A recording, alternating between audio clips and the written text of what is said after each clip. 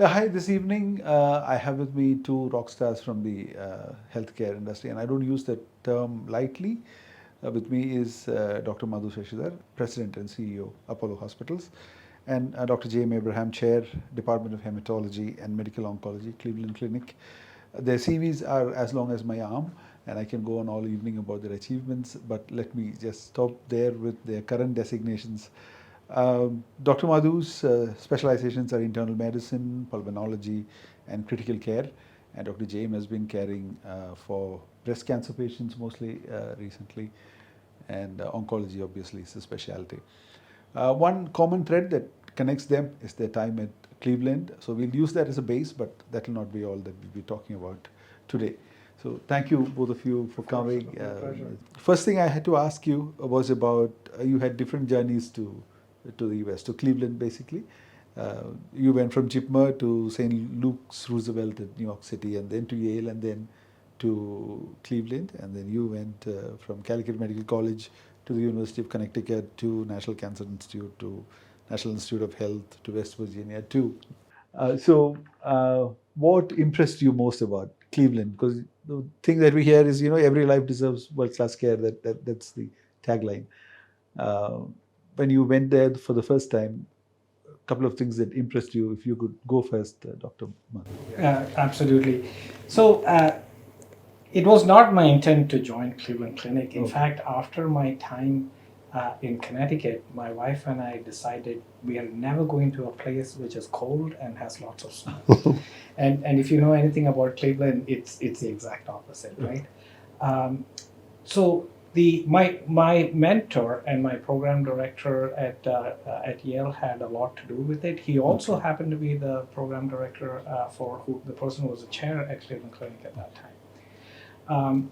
But what has impressed me the most is that the Cleveland Clinic has allowed many of us to pursue our careers in different paths. Initially as a clinician, then as an inventor, as an educator, and then of course as an administrator.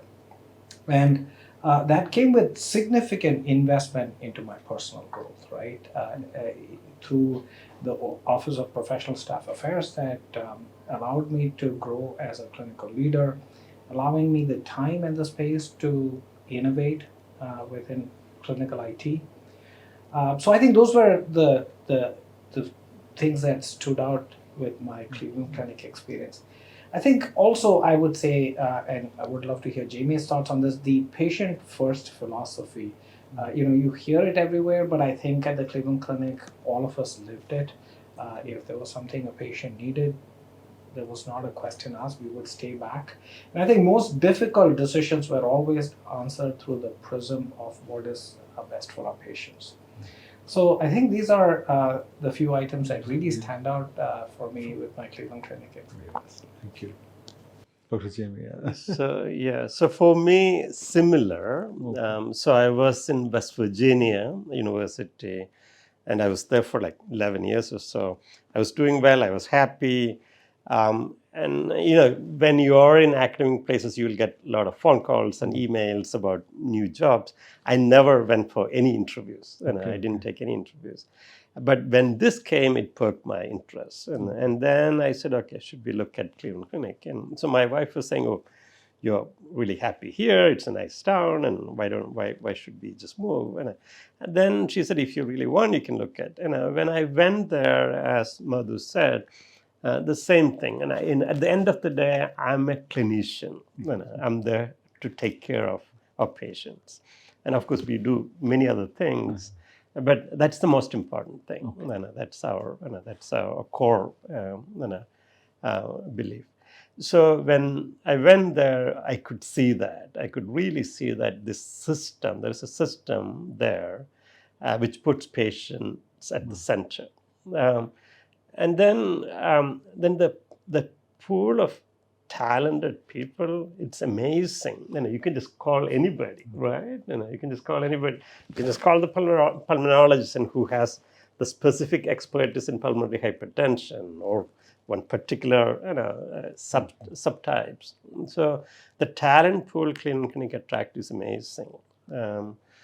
So the culture, the talent pool, And then it's a, if I can say, it's a physician-driven organization.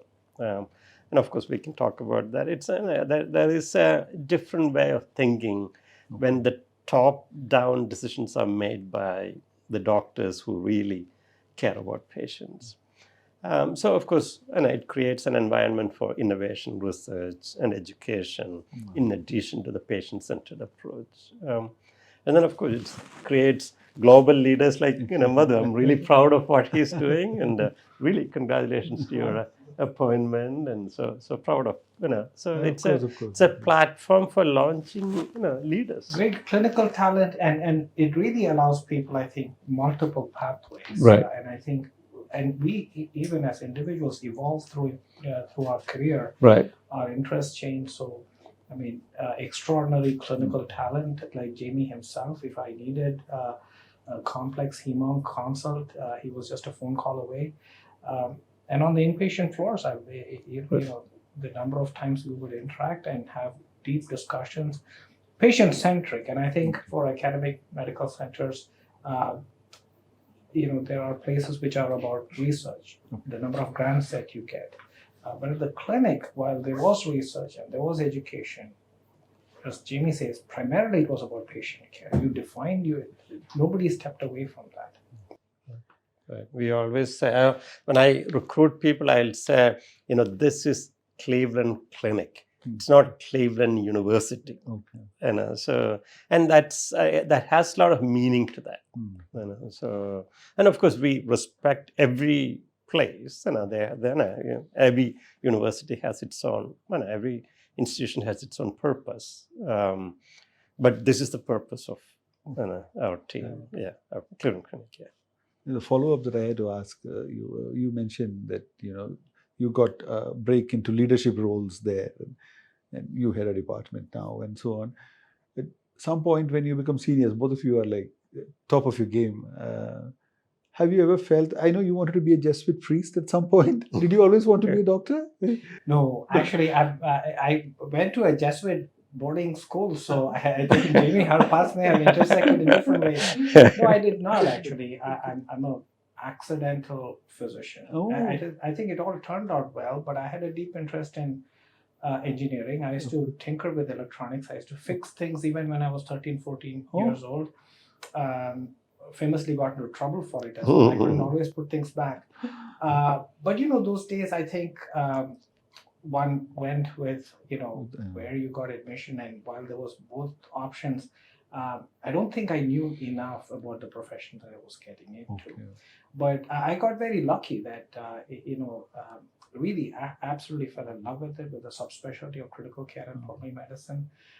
So I think it all worked out, but it was. I call myself an accidental physician. That's a nice title to a book if you ever want to write one. So my question was: do you think that your professional growth, like into leadership roles, I can really feel that you care for patients, both of you.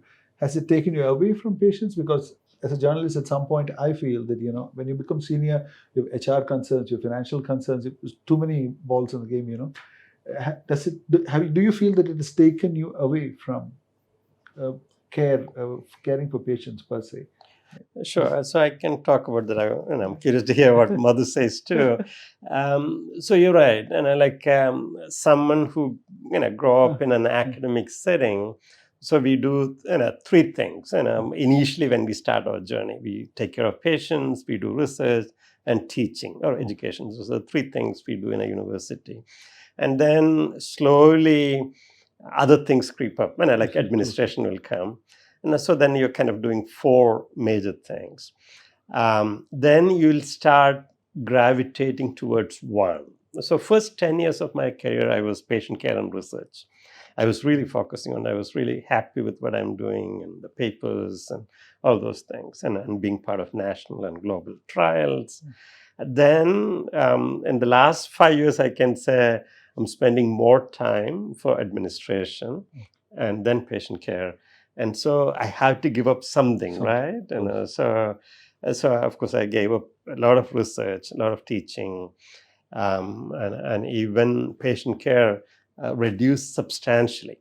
But I'm still I still see patients. And that's one of the unique thing about Cleveland Clinic, except the CEO, right? I don't think Tom operates. I don't think. No. But the CEO before him used to operate. Still, right? Early part of his career. Yeah. But that was a change. Right. But you're right. Right. Almost everyone is a practicing physician. Right. Even the senior leaders, our chief of staff who leads 4,500 doctors, she still see patients and operates. Yeah. Right. Yeah. Yeah. So I think Jamie is absolutely right. It is a progression. It feels natural.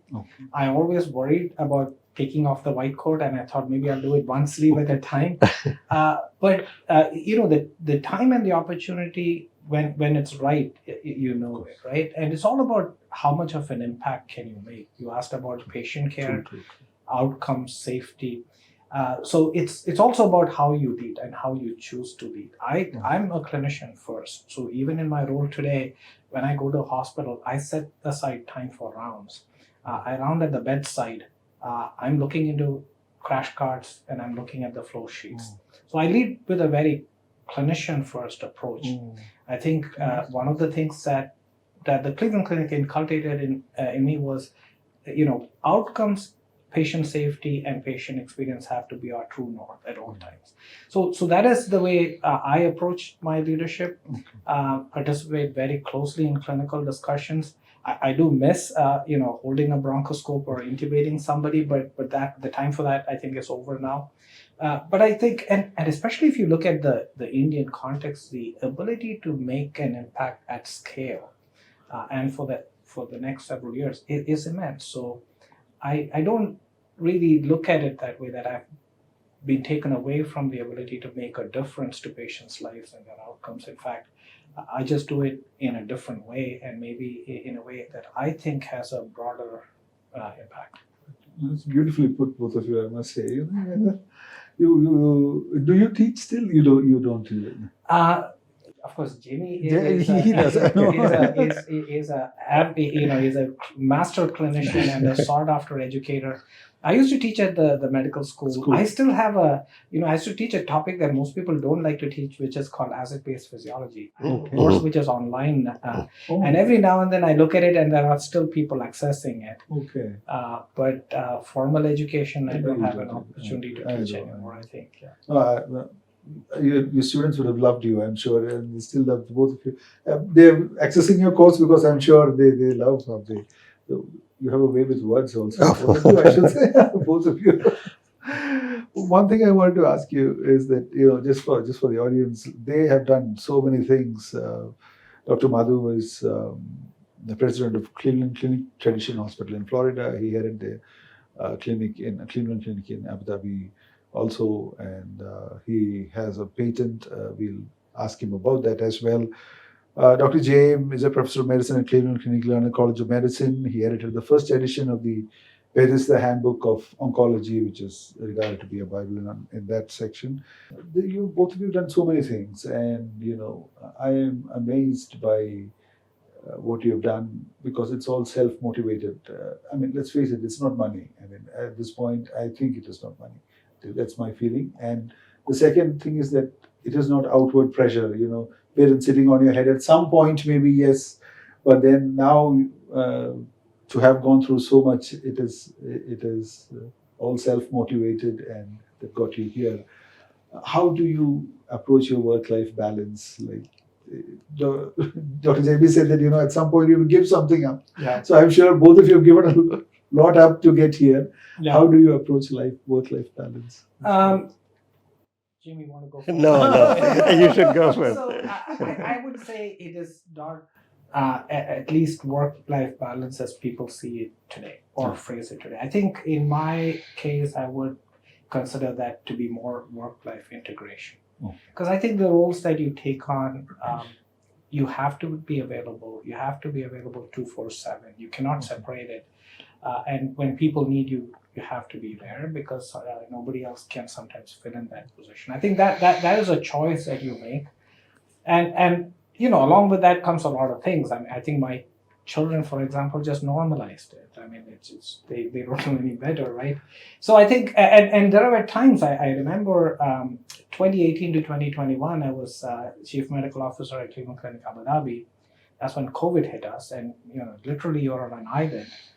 So many complexities.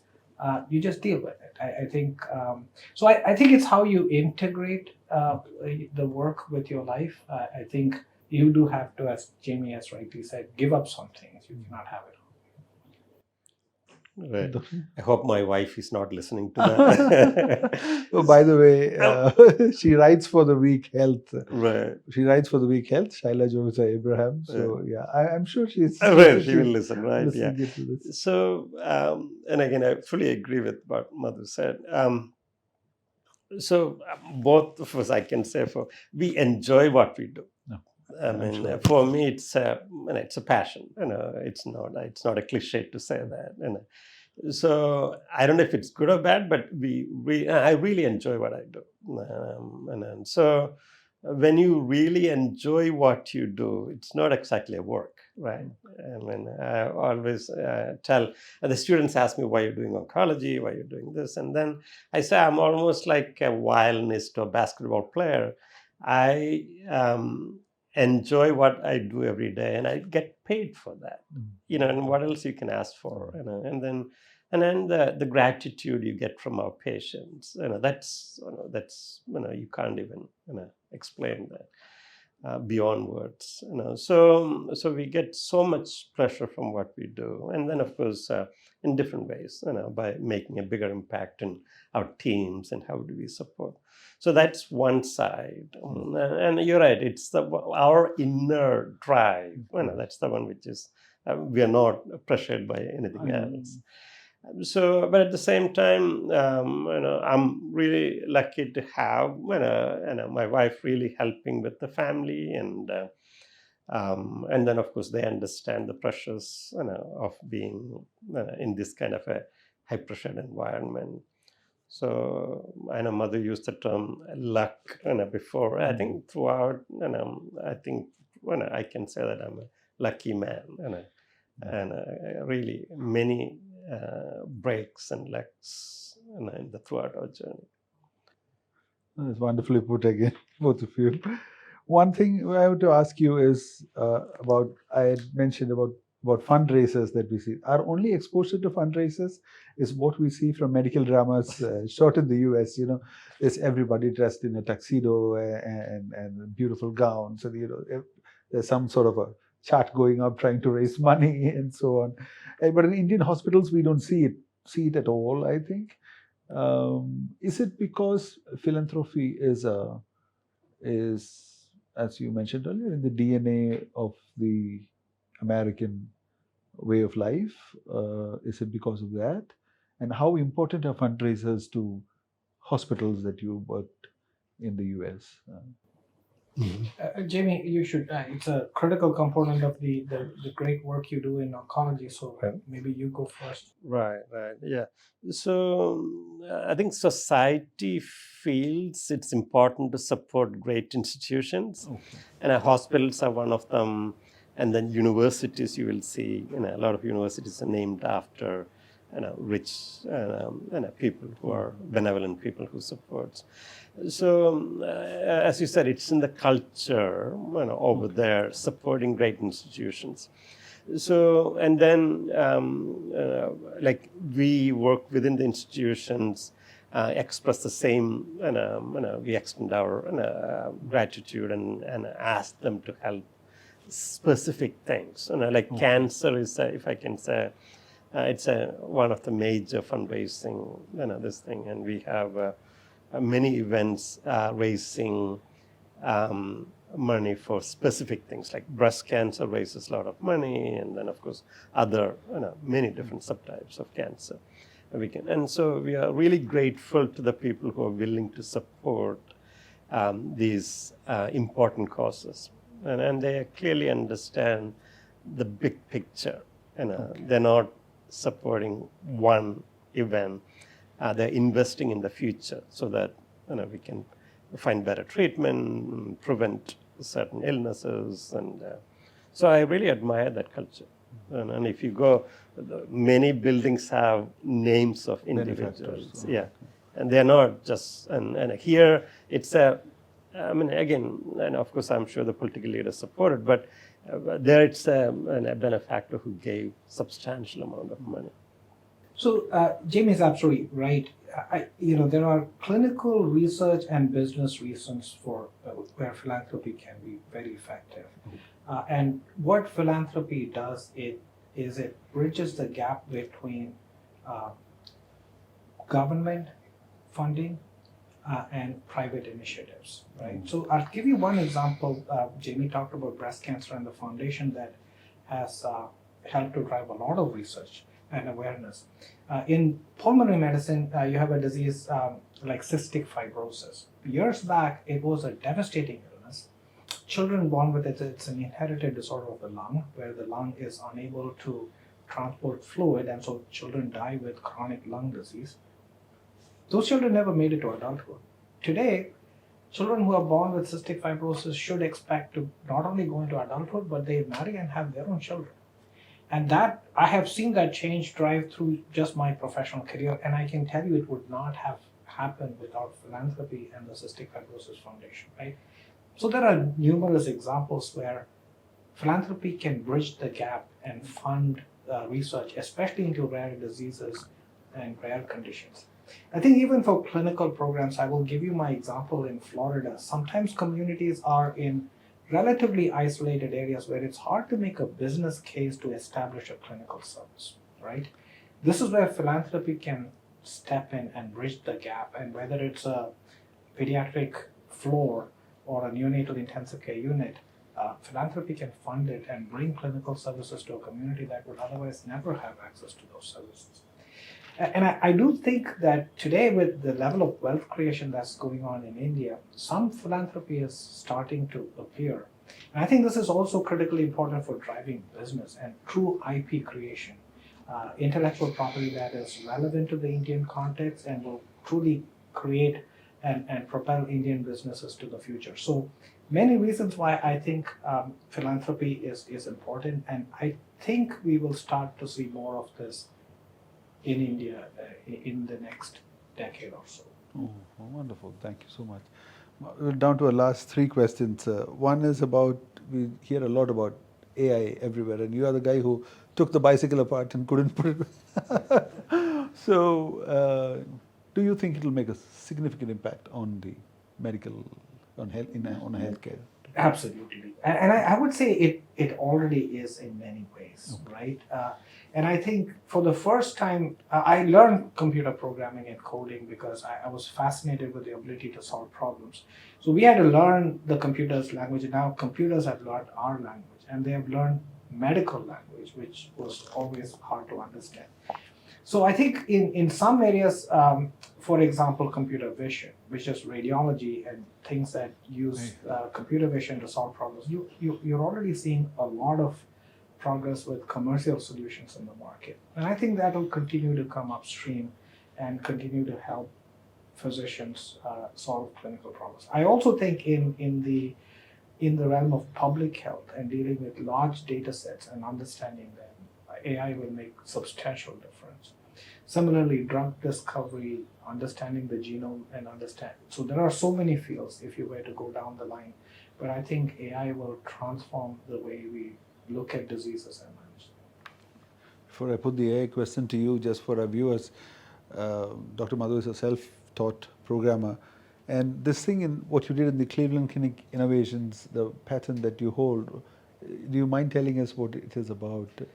Yeah, so it came about because I was trying to solve a problem, which is decision support, clinical decision support. See, one of the things that, the fascinating thing about medicine, Jamie, you and I, we go in the morning, we look at a lot of lab results, our residents will present to them, we look at some x-rays, we talk to the patient, then we write orders. That's the way doctors have done their work for at least 30, 50 years, right? It hasn't really fundamentally changed. But what has changed is the amount of data that is coming to us. And it's a 24/7 set of labs, and our work has also become more shift-based with more handoffs.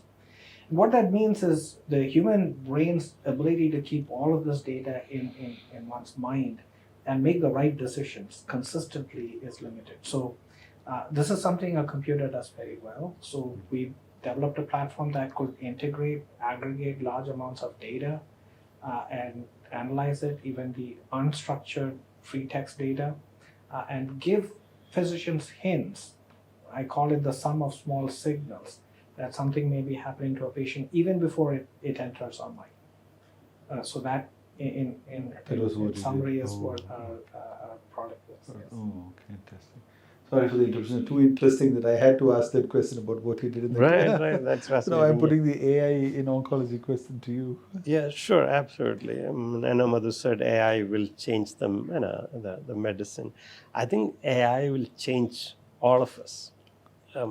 I think the entire our existence will be redefined by AI. That's what I think. So that of course, medicine is one part of the society, and so I think how we interact with our patients, how patients interact with us, and that will be changed completely. That and then of course coming down to the clinical space. And if I talk about oncology, we use a lot of genomics information. And of course, you know that this year, 2 Nobel Prizes, right, for physics and chemistry went to AI, both. And it's amazing. I don't think it ever happened. Like, yeah, two, 5 people got Nobel Prize for AI. So physics, of course, that's Professor Hinton who developed the AI and the algorithms. But in chemistry, it's for protein synthesis. You just talked about the protein synthesis. So that will revolutionize how we develop medicines, how we understand protein structure, how we develop new drugs to specific targets. So from a simple doctor-patient relationship to drug development, this will completely transform. I think sky is the limit. I was actually reading something. I'm sure some of you read Yuval Noah Harari, and he's actually thinking this will redefine who we are. Okay. That's what he thinks. I think to some extent that's true. But I'm sure, and I'm just a clinician, but looks like he understands AI much more than me. But this will change. It's fascinating. Oh, It's thank fascinating. you. Now I'm just putting 2 light questions to the both of you before I wind up. When you are not managing Apollo hospitals, who are you? What do you do? What are your other passions? No, that's a difficult question. I mean, you said It's- 24/7. it has been. I would say this role has consumed me a bit, and it's Okay. I'm early in the role. It's a large enterprise. I spend a lot of time traveling, and when you think about the Indian healthcare scenario, I could be in 3 hospitals and I would see people dressed differently, speaking differently, and even the pathology is different. And it's a fascinating platform to work with. So it does keep me busy. And so not a whole lot of free time, but I used to enjoy programming. Oh, I love reading as Jamie does, and it's usually things that are very adjacent to healthcare, not anything within with to do with healthcare. So those are the kind of things that I used to enjoy. Used to play chess a lot, but these days my kids just beat me within no time. So that is no longer a sustainable enjoyable pastime. experience. Yes, no longer sustainable or enjoyable. Dr. Jame? So for me, again, the same story. Then it's a hectic schedule, but I have a commute of 40 minutes one way. So so I'm in the car for an hour and a half. So I listen to books, Oh, and so Audible is really It is. amazing, right? So I listen to books, and I don't listen to radio. I turned that off some time back. So I listen to books, and then of course I try to write. And as you know, I used to write for many of the Manorama publications before. So I used to write. So writing and probably reading books. Two things, yeah. Too boring, Not So at like, all, no. right. Yeah. Next, the last question is a corny one. What is your favorite U.S. medical drama and why? I know, I had to really think. I should say ER or Grey's Anatomy or something. It's funny, I was talking to my son who is actually applying, he's applying for his residency and different things. And he said what really inspired him to be a doctor is Scrubs. Oh, really? Yeah, apparently. I thought it was me, but apparently it's watching What a Scrubs. bummer. Yeah, watching Scrubs. So I don't have a real medical trauma, but I had to say this. There's a movie, and the band played on. I don't know if you've seen that. It's an old movie. It's 1993. I still tell med students, you should watch that movie, and the band played on. So it's a movie about an HIV epidemic, the politics and the science behind how the HIV virus was discovered, and how it's transformed advocacy, and eventually a drug was discovered. And all. It's a really fascinating movie. It tells a lot about what happened recently with COVID too. When we talk about politics in COVID, even the HIV politics was similarly intense. So that's one movie I watched multiple times, and I always tell my students to watch that.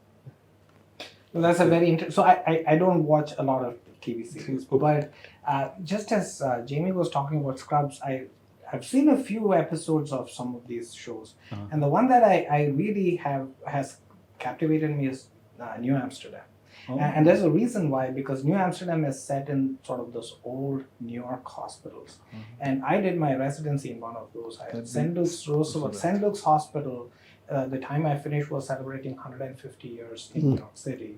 It's actually on Amsterdam Avenue because New York used to be called New Amsterdam. So a very old hospital, and some parts of it really looked like the set of New Amsterdam. And there are just so many memories because it was my first experience with clinical medicine in New York City. It was the tail end of the HIV epidemic in New York City, and St. Luke's was where the first AZT trial was. So a lot of history, a lot of character, a very tough clinical environment in the Upper West Side, but also where I learned a lot. So I used to love watching New Amsterdam. But I also have a funny story about my kids. I hope they don't watch this. So when I was at Cleveland Clinic, my daughter was in school in Cleveland. She went to an all-girls school.